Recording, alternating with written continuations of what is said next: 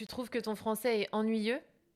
T'as envie de le rendre plus engageant, plus dynamique, et en même temps, t'as pas envie d'apprendre plein de nouveaux vocabulaires ou plein de nouvelles règles? Eh ben, reste avec moi.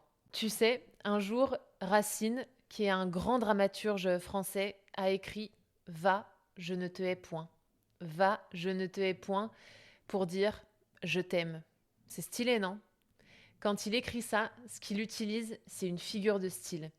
Une figure de style, qu'est-ce que c'est? En fait, c'est une manière de jouer avec les mots, avec les structures et même avec le son de notre voix pour rendre ce qu'on dit encore plus expressif et encore plus dynamique. Alors, aujourd'hui, je ne vais pas te parler des figures de style que les auteurs français ont utilisées dans la littérature, comme Victor Hugo ou Baudelaire, par exemple. Aujourd'hui, je vais te parler des 3 figures de style que les Français utilisent le plus à l'oral dans leur quotidien quand ils parlent dans des conversations plutôt informelles. Je vais te donner des exemples et te dire aussi comment toi, tu peux bien les mettre en pratique. Et reste bien jusqu'à la fin parce que la troisième, c'est ma préférée et la préférée de tous les Français, je crois. Et en même temps, c'est un peu la plus compliquée. La première figure de style dont j'ai envie de te parler, c'est la litote. La litote, bon alors qu'est-ce qui se cache derrière ce nom un peu compliqué? La litote, en fait, c'est quand on dit moins pour exprimer plus. C'est une figure de style qui est assez utilisée en français.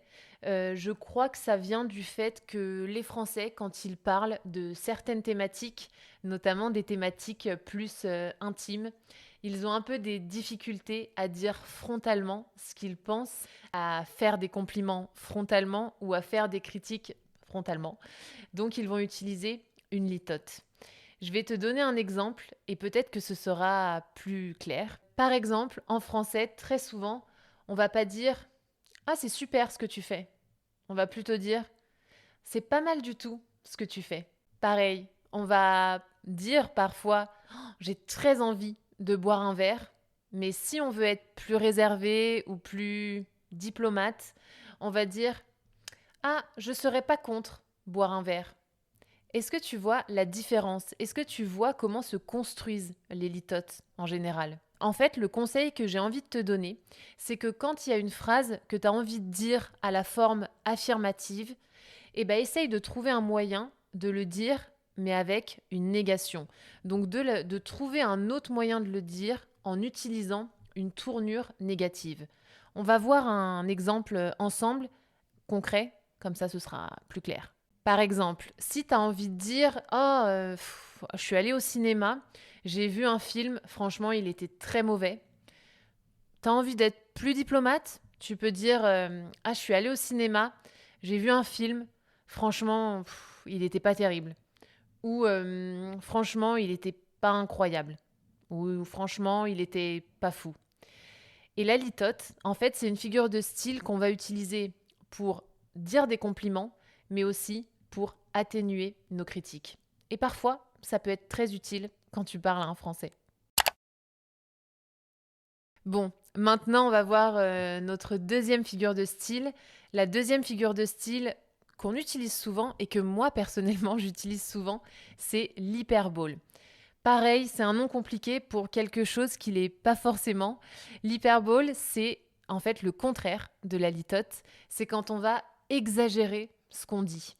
En général, l'hyperbole, on va l'utiliser dans un contexte toujours informel, mais dans un contexte peut-être moins sérieux ou moins intime que la litote. Et on va l'utiliser souvent pour faire rire nos interlocuteurs, pour mettre des touches d'humour et de vivacité quand on s'exprime. Là aussi, j'ai envie de te donner des petits exemples. Par exemple, si tu es avec quelqu'un et tu as envie de manger, tu vas pas dire oh, j'ai très faim. Enfin, si, tu peux le dire. Mais si tu as envie d'être un peu plus fun, tu peux dire oh là là, mais je meurs de faim, je crève de faim, je suis mort de faim.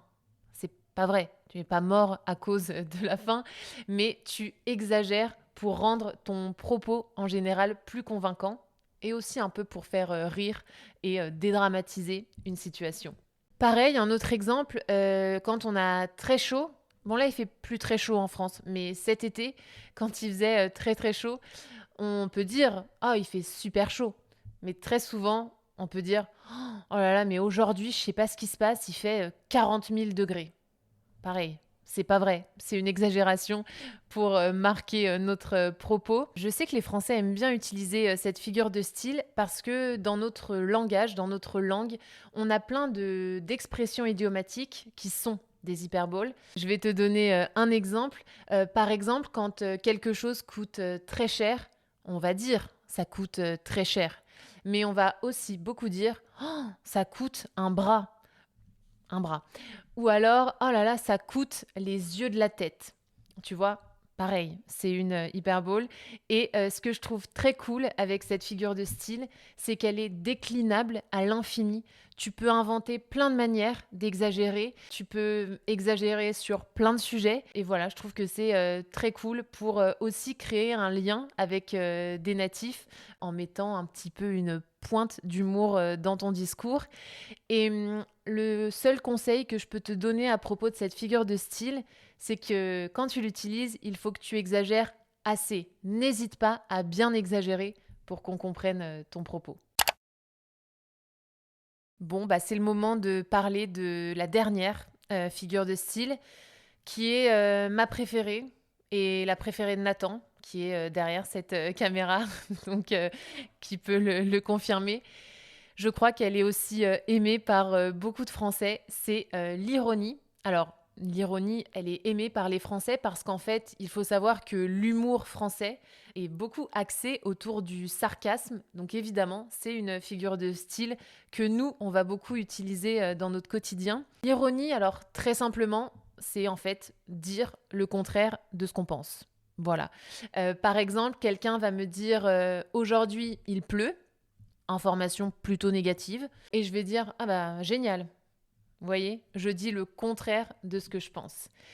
Alors, l'ironie, c'est la plus naturelle des figures de style pour un natif. C'est aussi celle qu'on utilise assez souvent, mais elle est un peu compliquée parce que si elle est mal exécutée, on va dire, ça peut mener à des malentendus. C'est-à-dire qu'on peut ne pas comprendre ce que vous voulez dire. J'ai réfléchi et j'ai pensé à 2 conseils, pour vous aider, à mettre en place un peu, d'ironie dans votre, discours.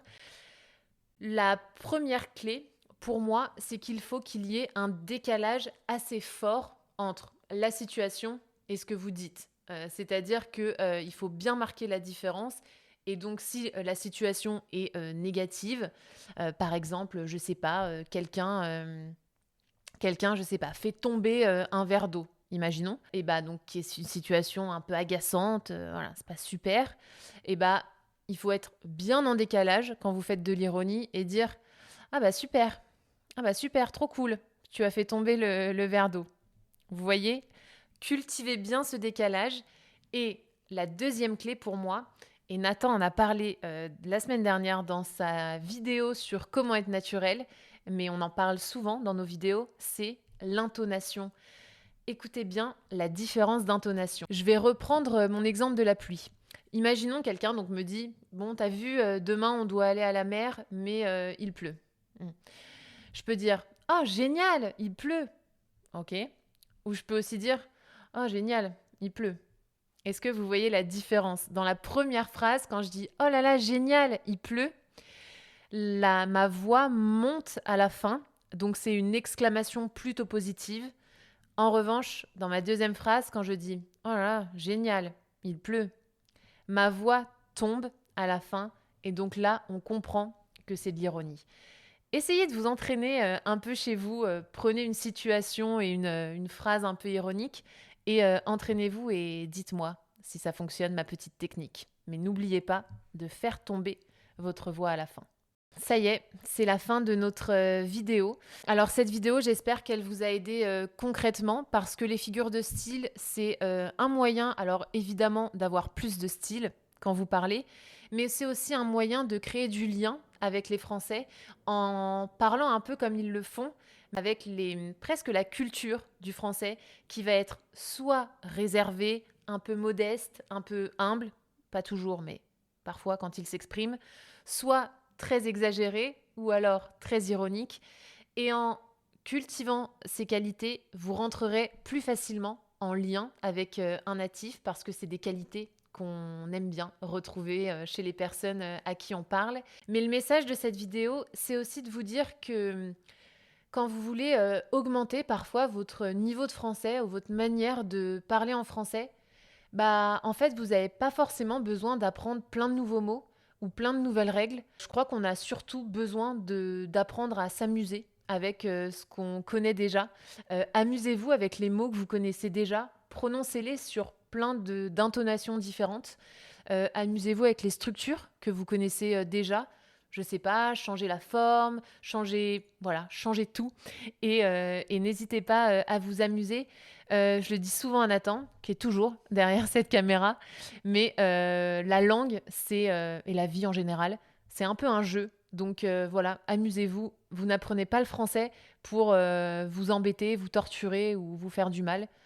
Donc voilà, amusez-vous et j'espère que cette vidéo, elle vous a un peu amusé. Si c'est le cas, laissez-moi un commentaire, comme toujours. Abonnez-vous, activez la cloche et moi je vous dis à très vite pour une nouvelle vidéo. Ciao.